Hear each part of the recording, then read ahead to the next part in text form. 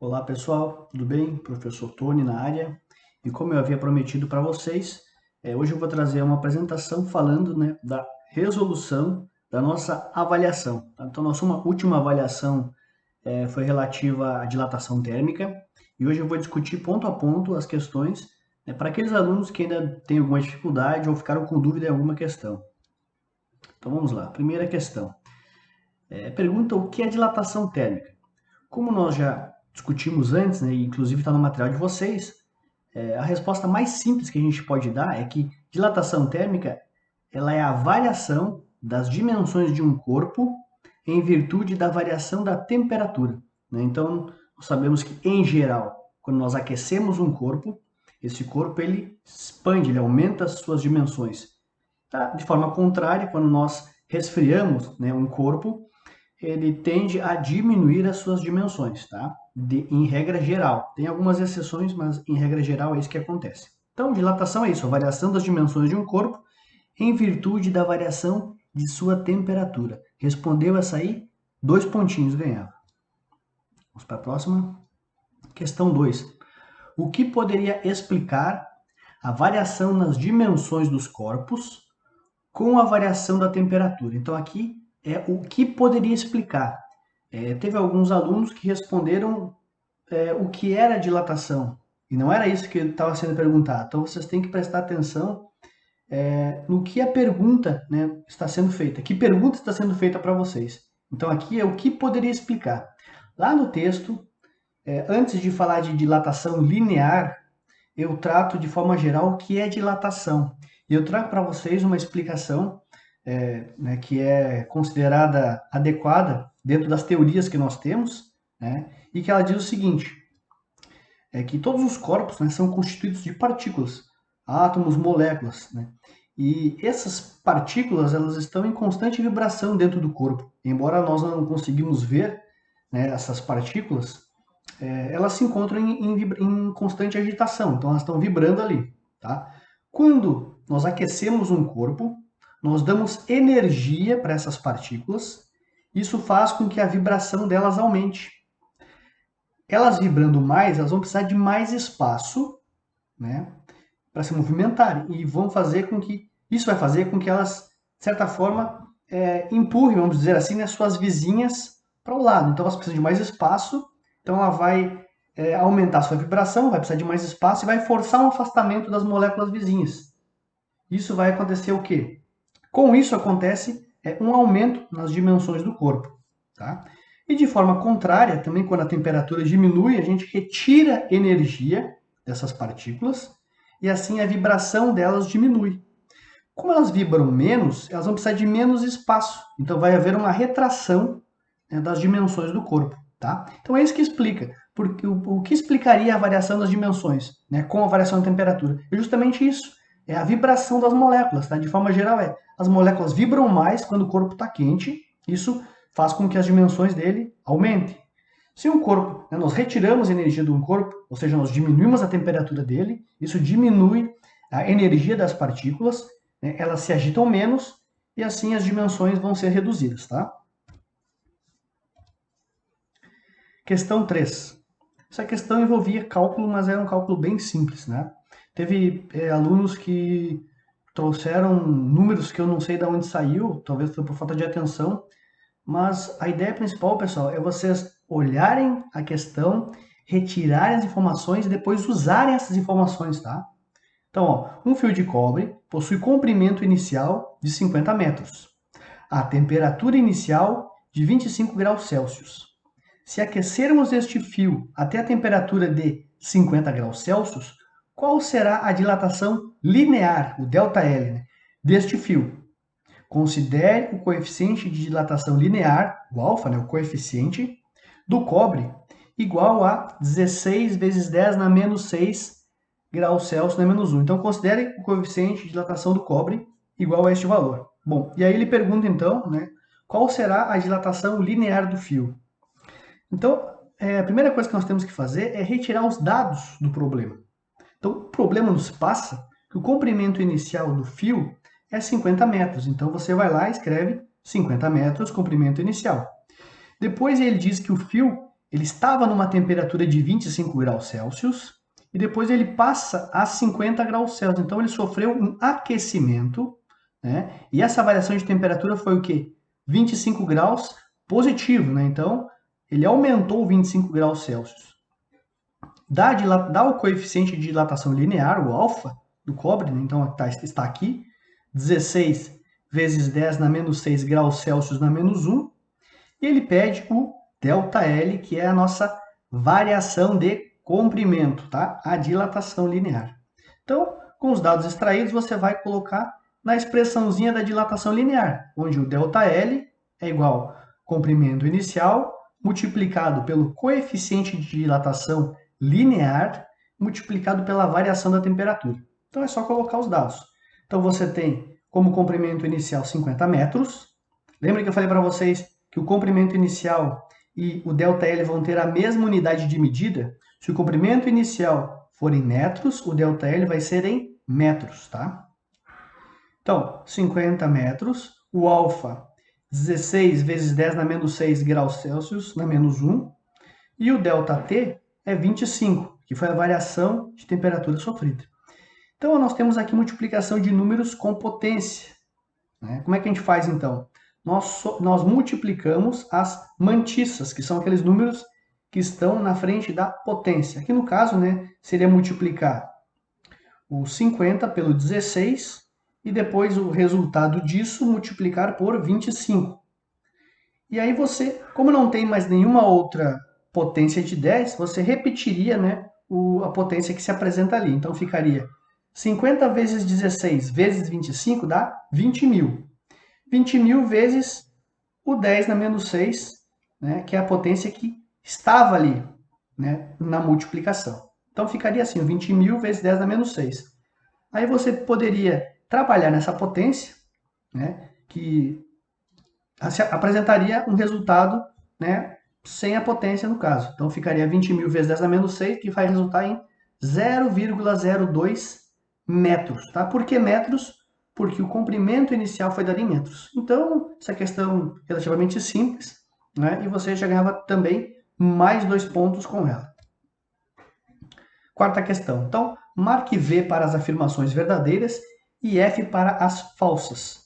Então, a primeira afirmação é: se duas barras metálicas têm o mesmo coeficiente de dilatação linear, elas sempre apresentarão a mesma dilatação.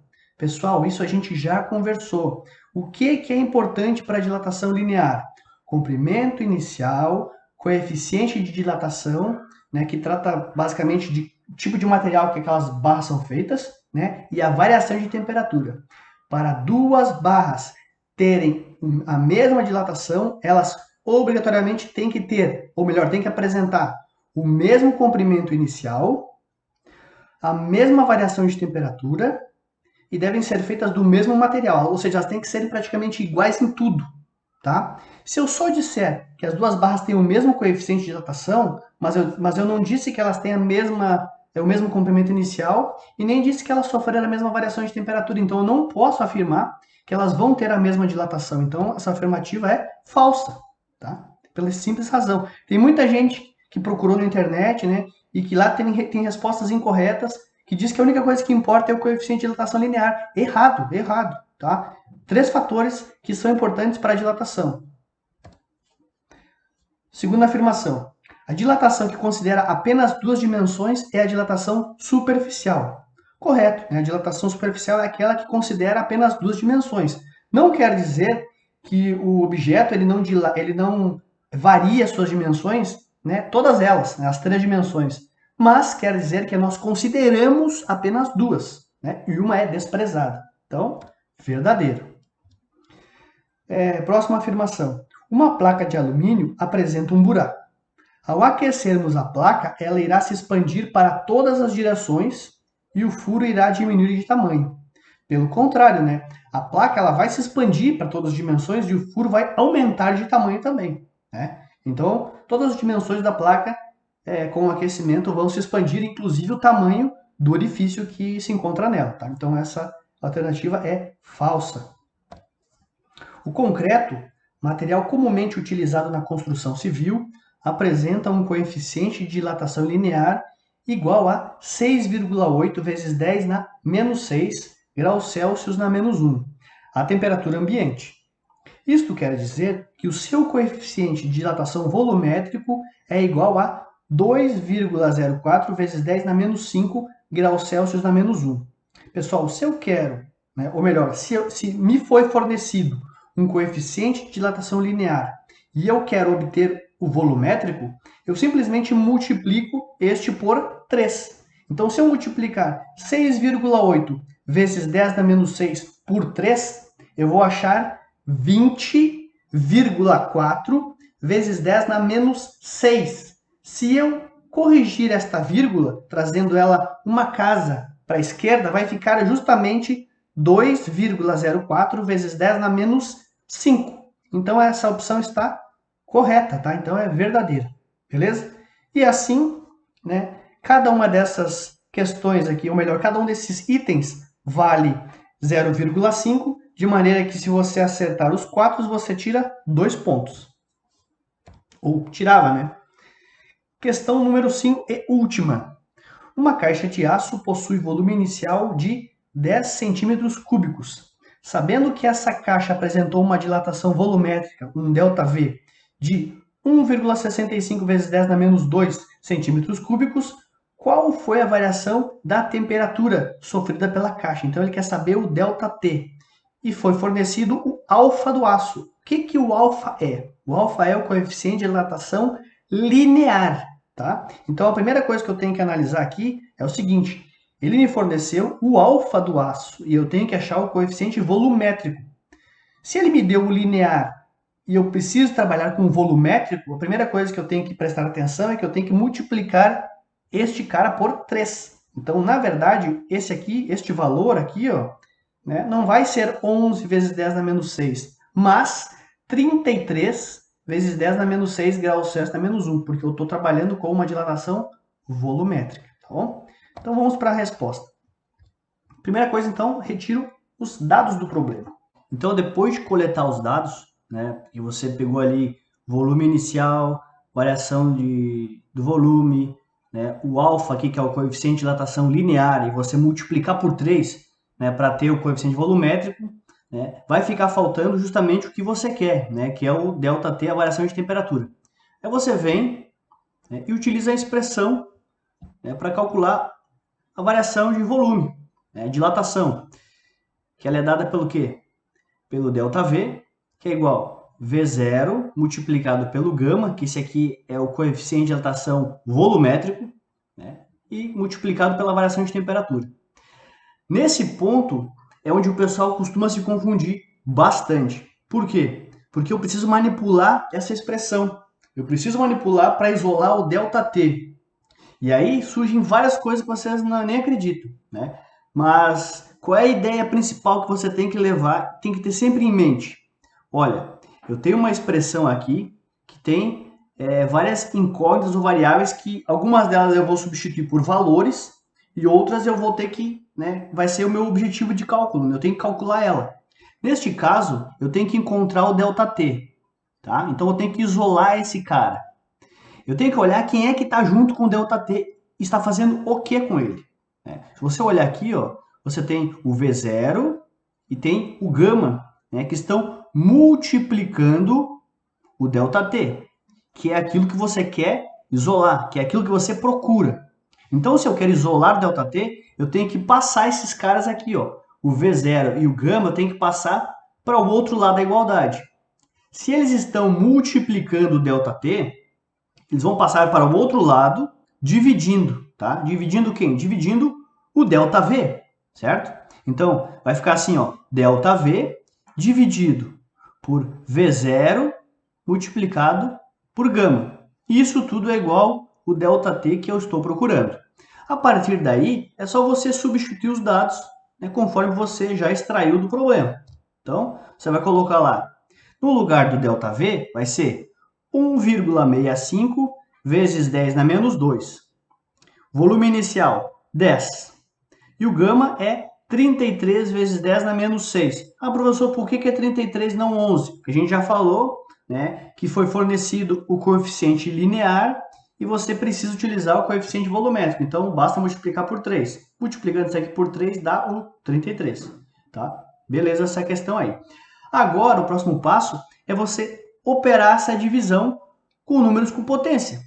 Como é que a gente faz isso? Né? No começo do ano, a gente trabalhou essas questões, fez a avaliação, tá? Vocês têm material no caderno, então, professor, eu tenho dúvida? Olha, você tem o caderno para isso, tá? É um material de consulta. Eu estou em dúvida, como é que faz a operação com potência? Vai lá, folheia lá, olha, faz assim, pronto, tá?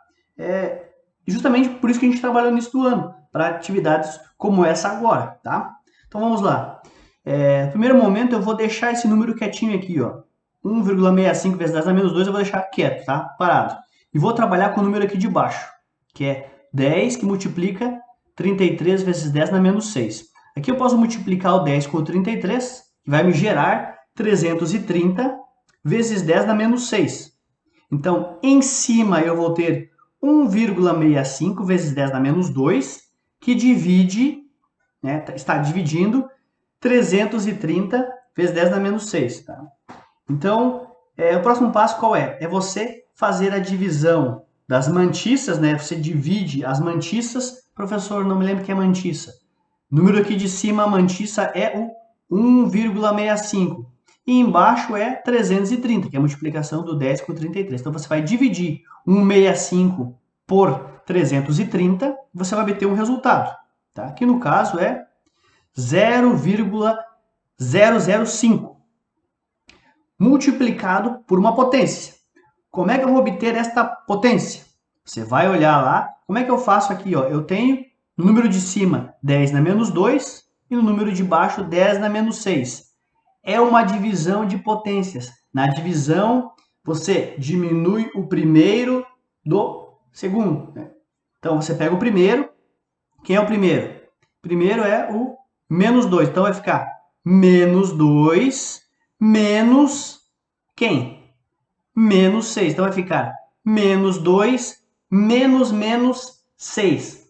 Jogo de sinal. Vai ficar menos 2 mais 6. Isso vai resultar em 4. Então, você vai diminuir, né, menos 2 e menos 6, que vai resultar no 4. Operando, né, essa potência aqui, então 0,005 vezes 10 na quarta potência vai dar 50. 50 o quê? 50 graus Celsius. Professor, como é que eu vou saber que é graus Celsius? Lembra que eu falei lá? Olha para o coeficiente de dilatação aqui, ó. O coeficiente de dilatação é graus Celsius na menos 1. Então aqui vai ser graus Celsius. Se aqui fosse Kelvin, né, na menos 1 aqui seria Kelvin. Se aqui fosse graus Fahrenheit na menos 1, aqui seria Fahrenheit. E assim por diante. Tá? Em geral, se trabalha muito com graus Celsius na menos 1. Então, né, quando isso acontece, a variação de temperatura é dada em graus Celsius. E aqui nós fechamos, né, essa questão, que em teoria seria a mais complicadinha de fazer, né, por questão de isolar a variável, mas que mesmo assim ela é fácil, é relativamente simples. Tá? E com isso, quem fez obteve mais 2 pontos e nós fechamos a nossa resolução por aqui. Espero que tenha ajudado vocês, né? E até uma próxima.